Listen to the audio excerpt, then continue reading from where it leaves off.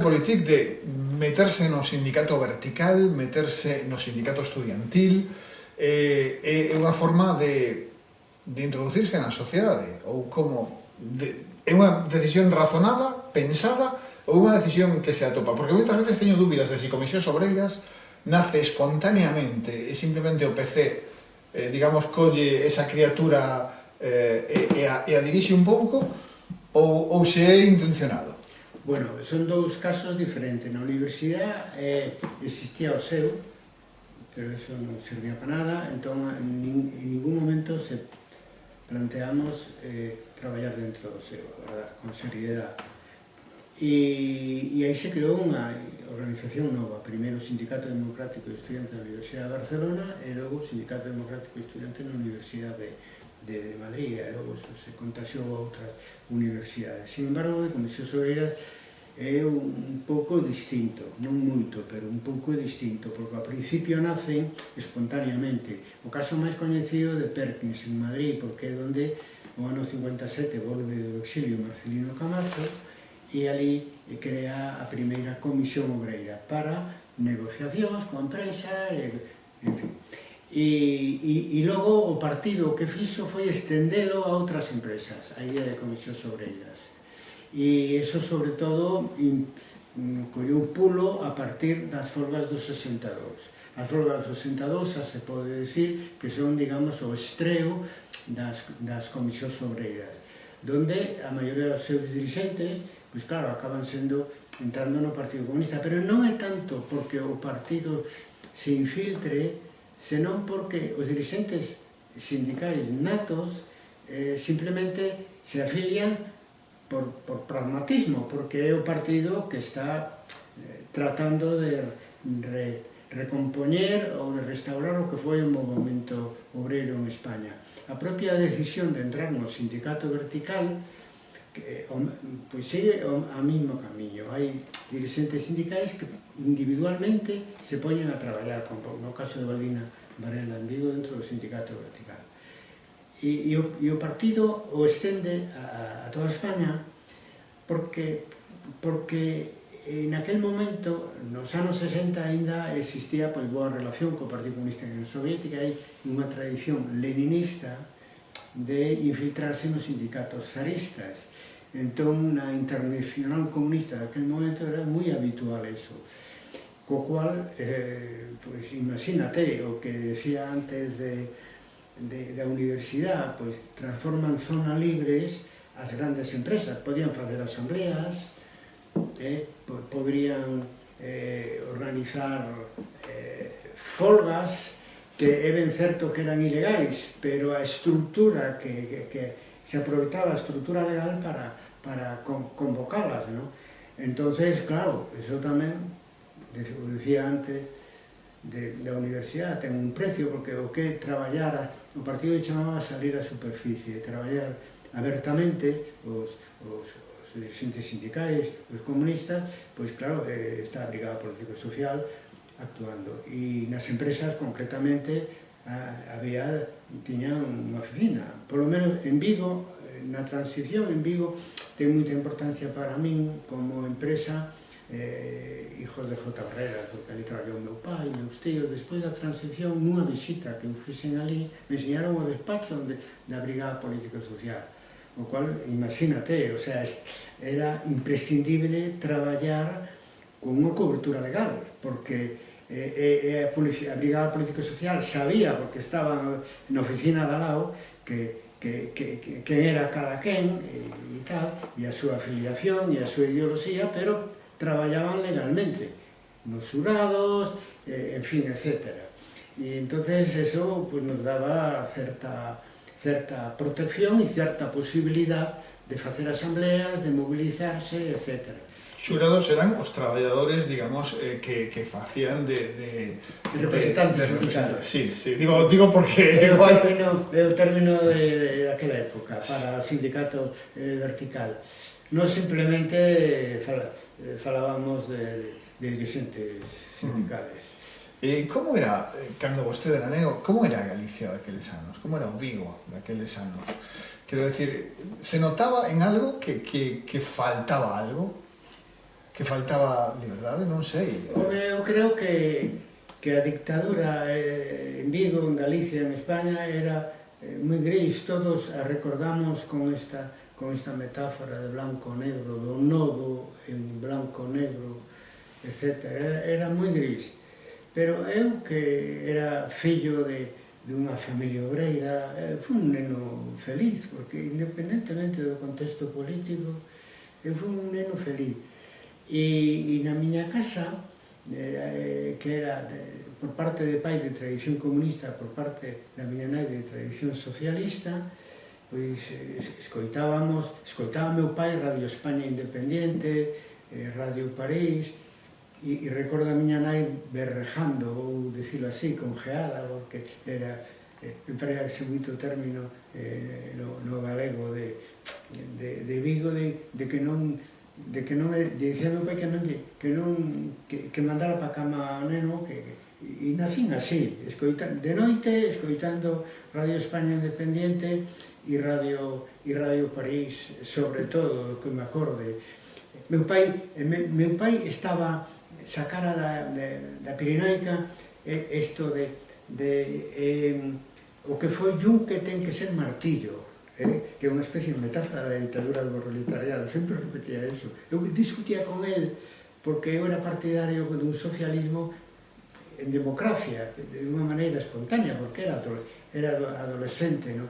Pero xa digo, ao final entramos todos os que tiñamos algo de conciencia política no Partido Comunista, porque era o que lle plantaba cara ao régimen de Franco, non? Na súa casa se falaba de política, pero na rúa, cos amigos e tal, menos, non?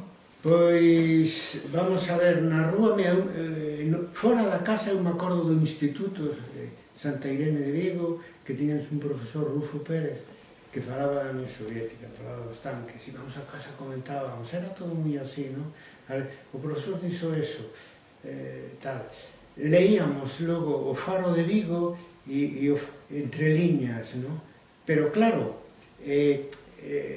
a prensa, por moi franquista que fora, tiña que falar de noticias do momento. Eu recordo que me impresionou moito, eso foi no ano 61, tiña eu 15 anos, como asasinou a Patricio Lumumba, primeiro ministro do Congo, non?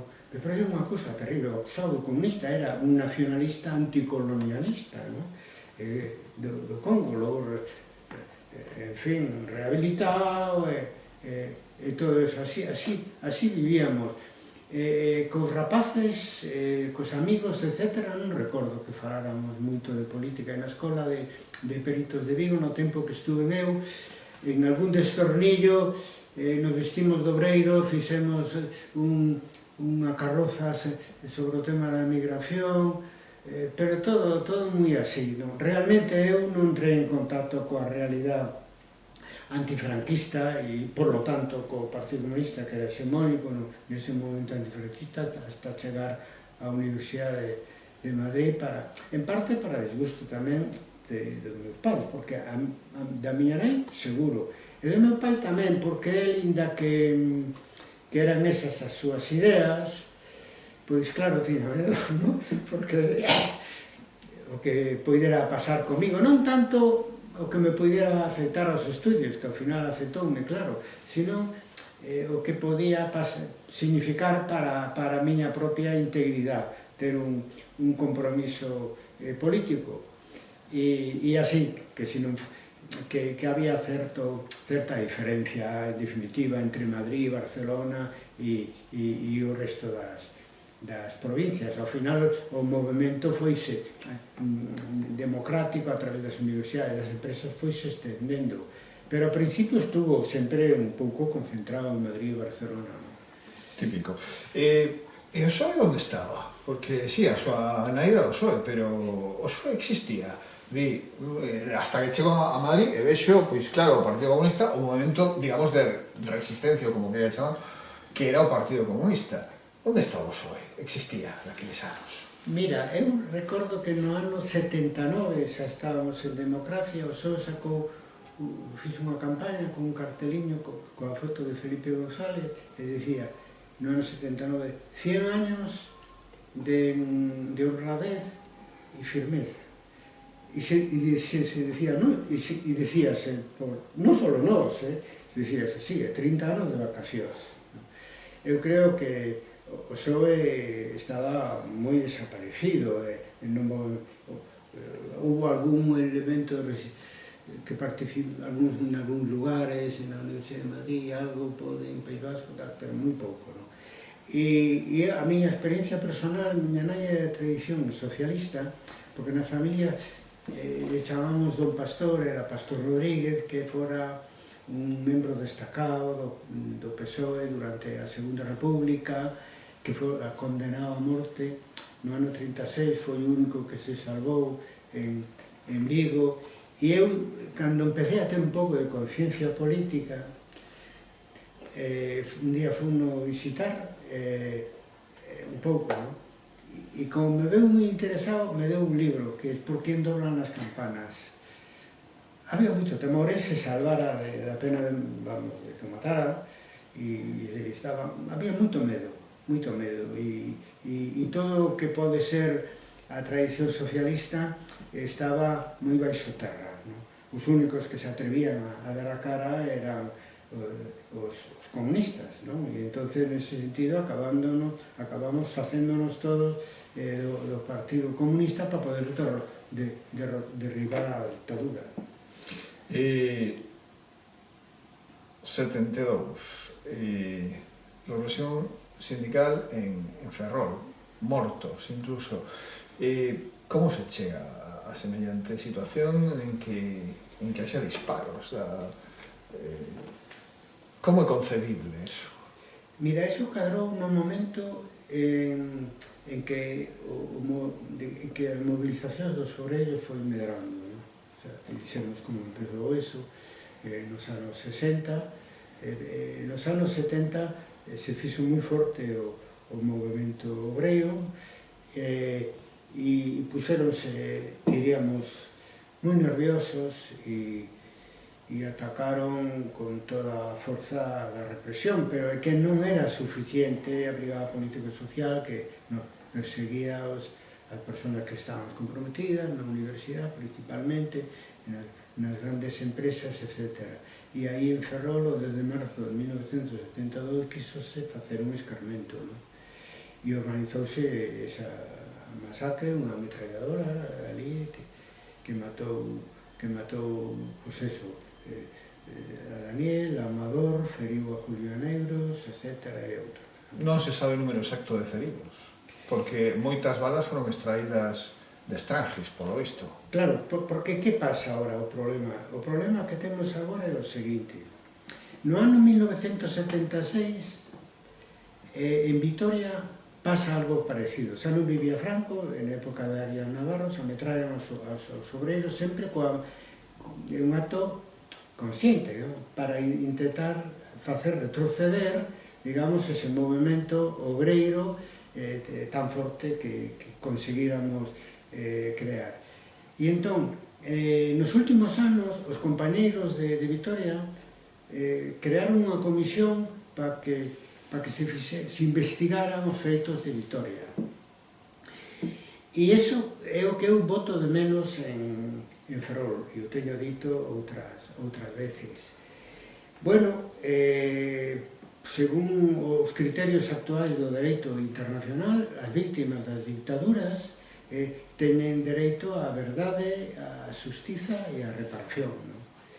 De Ferrol non sabemos nin quen disparou, quen ordenou disparar, nin, como tú decías, o número de feridos que houve, etc. E penso que a lei de memoria democrática que vende a aprobarse é unha oportunidade de ouro para non solamente en Ferrol, sino en toda Galicia, para exixir que se saiba a verdade sobre a masacre de Ferrol e se faga xustiza cos seus executores directos e os autores intelectuais. O caso de Vitoria chegou a a xustiza argentina, non? Que está, como aquí en España, supostamente, eu creo que non é certo, pero se está argumentando de que a lei de amnistía, que era para os presos políticos nosos, pois que protexe aos verdugos do franquismo, pois a xustiza non fai nada. Entón foron a la Argentina, están investigando a masacre de Vitoria, incluso quixeron chamar a algún personaxe importante que naquele momento do goberno de Franco, etc. O goberno se negou a que fora lá a prestar testimonhos. Se están facendo cousas e en Ferrol non se están facendo, e agora é unha oportunidade importante. Non sabemos nin quen apretou o gatillo, nin quen foi o autor intelectual. É moi importante que se saiba, porque esos son delitos hoxendía de lesa humanidade, que non prescriben nunca, nin non hai amnistía de ningún tipo que poida, que lle quite esa legitimidade a reivindicación de que se saiba a verdade e de que se xuzgue aos que cometeron ese asesinato colectivo. Entón, cando no proceso democrático se deixa atrás esa entre ruptura e reforma, se opta pola reforma, e se deixa atrás todo iso, se acepta incluso a bandeira bicolor, se acepta a monarquía e todas estas cousas, non se acepta tamén, digamos, unha das peaxes que se pagou ou non. Esa peaxe non se chegou a deixar clara. Non sei, pregunto, É unha peaxe que se pagou, porque moitas veces acusa agora a súa xeración de, bueno, son del régimen del 78, o sea, que foi un entreguismo. Era a posibilidade do que se podía facer, era que... Bueno, vamos a ver. En primeiro lugar, os temas agora de memoria histórica, a min ás veces me preguntan, e naquela época que pensábamos deso, nos anos 70? Pois dificilmente podíamos pensar, porque a memoria histórica empezou a preocuparse polos desaparecidos da Guerra Civil. Dificilmente podíamos preocuparnos deso cando tiñamos os nosos propios mortos, torturados e desaparecidos nese momento, nos mesmos, nos prendían, nos torturaban, etc. Entón, nese momento, ese tema non nos preocupaba. O que nos preocupaba era o tránsito da ditadura da democracia. Polas vías que poidéramos, pois non, a poder ser a través dunha ruptura democrática, porque a referencia histórica que tiñamos era a caída dos regímenes totalitarios despois da derrota de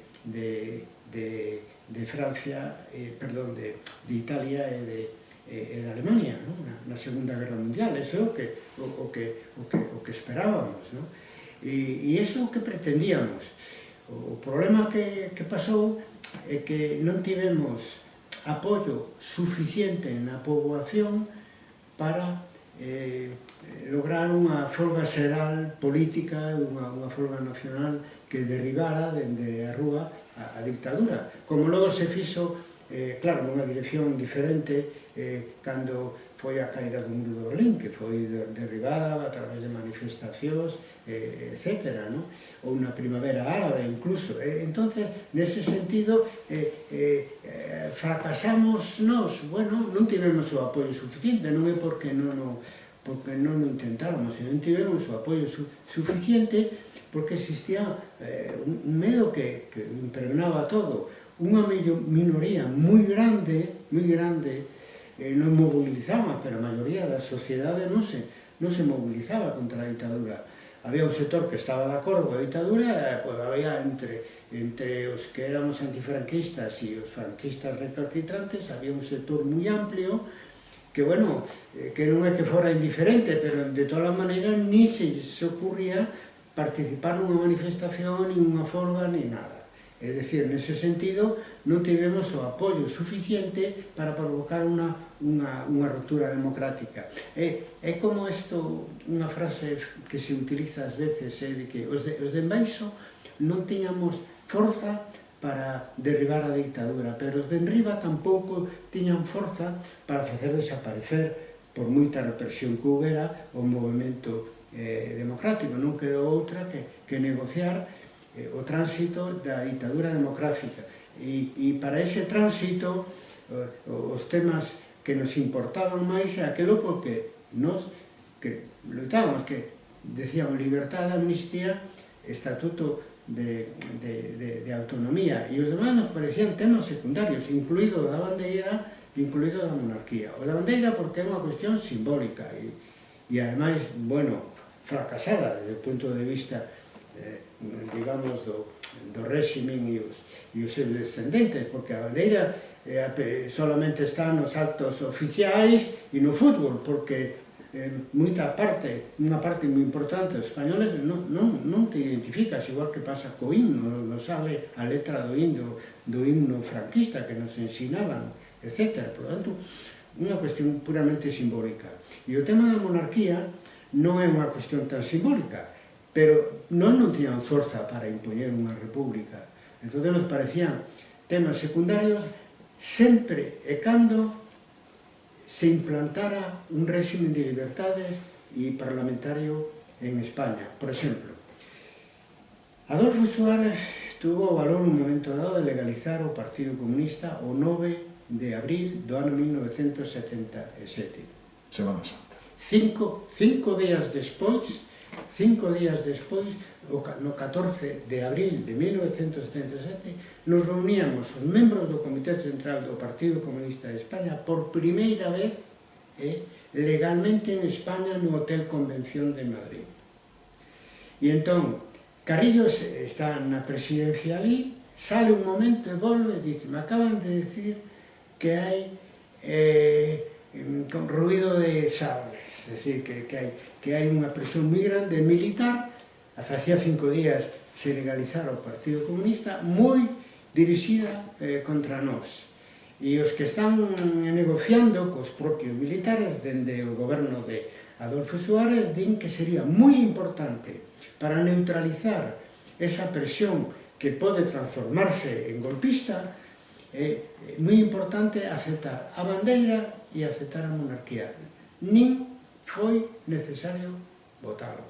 Por consenso, unánimemente aprobamos polo que decía antes, que nos parecía cuestión secundaria, nos parecía máis importante que se legalizaran a todas as forzas políticas, que houbera eleccións democráticas e que puidéramos, digamos, consolidar o que estaba comenzando, é dicir, libertad de expresión, libertad de reunión, libertad de folga, etc.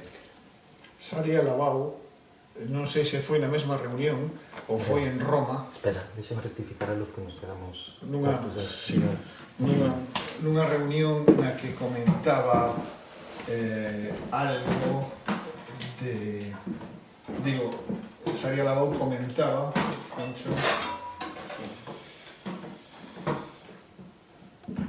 Decía que era unha reunión, non sei se en Roma, non me quedo agora mesmo, teño transcribir, pero non lembro. Sei que estaba Dolores Ibarruri presente, e decía que se votou, pero que se aceptou con vaguas nos ollos, algúns. Bueno, é un pouco confuso porque Dolores estivo en Roma. Estaba en Roma, si foi en Roma. Roma foi a primeira reunión do Comité Central que fixemos ensinando as caras, públicamente, ¿no? Pero a primeira, pero sin embargo, os feitos esos foron no Hotel Convención de Madrid un tempo despois, etc.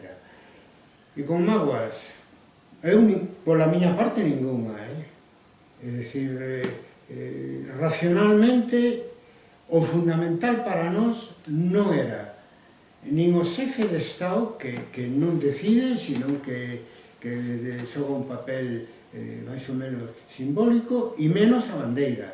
Era que o Partido Comunista seguira legalizado, que se legalizaran todas as organizacións políticas e que transitáramos dunha vez da dictadura á democracia.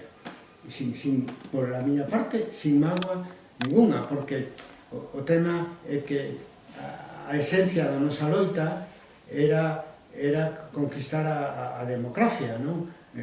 O demais son símbolos que se poden sustituir por outros. Evidentemente, como consecuencia desa imposición, gran parte dos españoles, sobre todo de esquerdas, seguimos sin...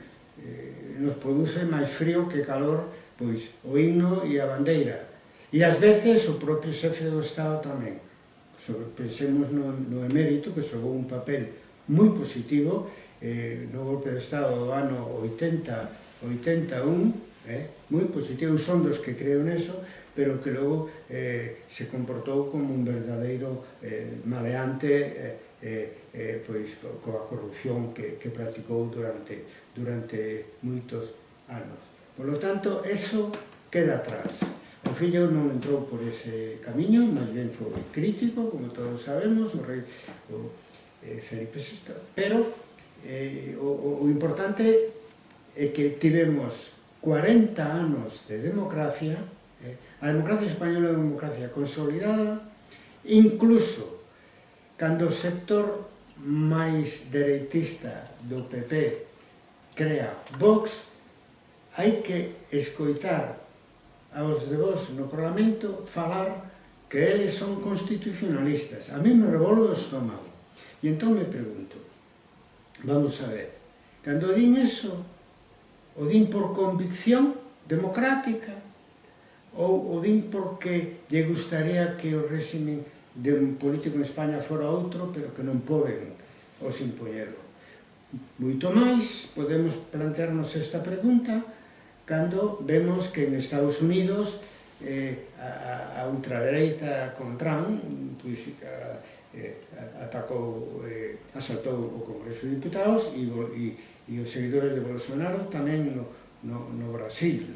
E, sin embargo, en España, eu imagino que eles les gustaría facelo aos da ultradereita, aos de Vox, pero saben que non poden. O sea, temos unha democracia que realmente que conseguiu primeiro integrar dunha maneira espléndida a sucesores políticos do movimento dos indignados do 15M.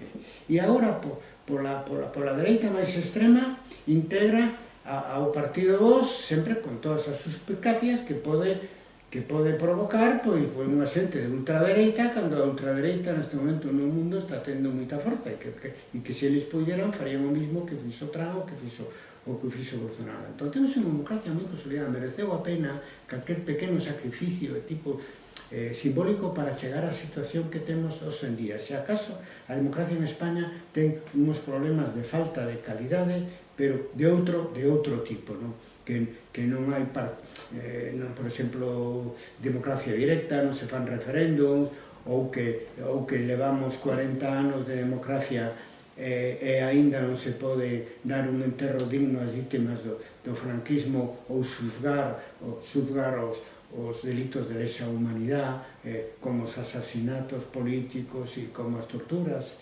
etc. Esos son os problemas que ten a democracia. Por lo demais, é unha democracia consolidada.